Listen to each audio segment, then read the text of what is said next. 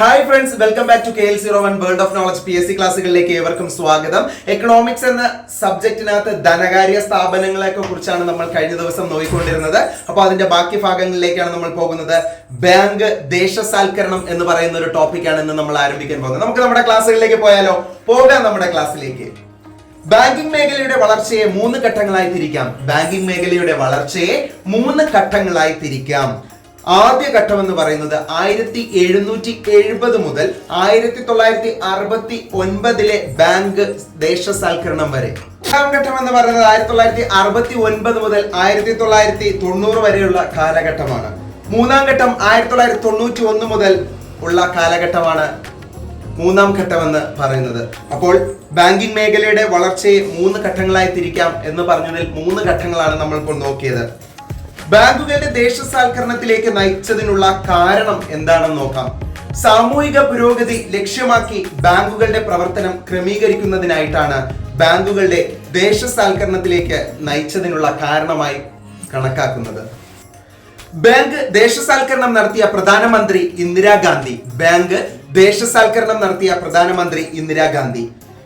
ഒന്നാം ഘട്ട ബാങ്ക് ദേശസാൽക്കരണം നടന്നത് 1969 ജൂലൈ 19. 14 ബാങ്കുകളാണ് ഒന്നാം ഘട്ടത്തിൽ ദേശസാൽക്കരിച്ചത്. ഓക്കെ, അപ്പൊ ദേശസാൽക്കരണം നടന്നത് 1969 ജൂലൈ 19. ഒന്നാം ഘട്ട ബാങ്ക് ദേശസാൽക്കരണം നടന്നത് 1969 ജൂലൈ 19. 14 ബാങ്കുകൾ. ഒന്നാം ഘട്ടത്തിൽ 50 കോടി രൂപ മൂലധനമുള്ള ബാങ്കുകളെയാണ് ദേശസാൽക്കരിച്ചത്.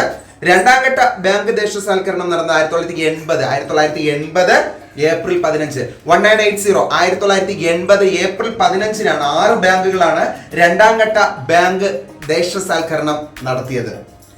രണ്ടാം ഘട്ടത്തിൽ 200 കോടി രൂപ മൂലധനമുള്ള ബാങ്കുകളെയാണ് ദേശസാൽക്കരിച്ചത്. അപ്പൊ രണ്ടാം ഘട്ടത്തിൽ 200 കോടി രൂപ മൂലധനമുള്ള ബാങ്കുകളെയാണ് ദേശസാൽക്കരിച്ചത്. ആകെ 20 ബാങ്കുകളാണ് ഉണ്ടായിരുന്നത്. എന്നാൽ 1993 new bank of India Punjab national ബാങ്കിൽ ലയിച്ചതോടെ ബാങ്കുകളുടെ എണ്ണം 19 ആയിട്ട് മാറി. റീസെന്റ് ആസ്ക്ഡ് ക്വസ്റ്റ്യൻ ഒരെണ്ണം നോക്കാം.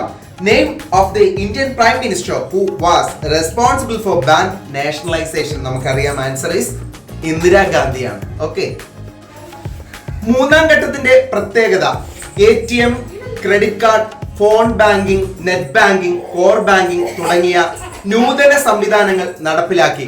മൂന്നാം ഘട്ടത്തിന്റെ പ്രത്യേകത എന്ന് പറയുന്നത് ATM, credit card, phone banking, net banking, core banking തുടങ്ങിയ നൂതന സംവിധാനങ്ങൾ നടപ്പിലാക്കി.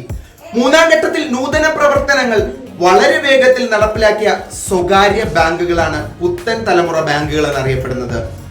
മൂന്നാം ഘട്ടത്തിൽ നൂതന പ്രവർത്തനങ്ങൾ വളരെ വേഗത്തിൽ നടപ്പിലാക്കിയ ബാങ്കുകൾ അറിയപ്പെടുന്നതാണ് സ്വകാര്യ ബാങ്കുകളാണ് പുത്തൻ തലമുറ ബാങ്കുകൾ. 2019 ഏപ്രിൽ 1 ബാങ്ക് ഓഫ് ബറോഡയിൽ ലയിച്ച ബാങ്കുകളാണ് വിജയ ബാങ്കും ദേന ബാങ്കും. 2019 ഏപ്രിൽ 1 ബാങ്ക് ഓഫ് ബറോഡയിൽ ലയിച്ച ബാങ്കുകളാണ് വിജയ ബാങ്കും ദേന ബാങ്കും.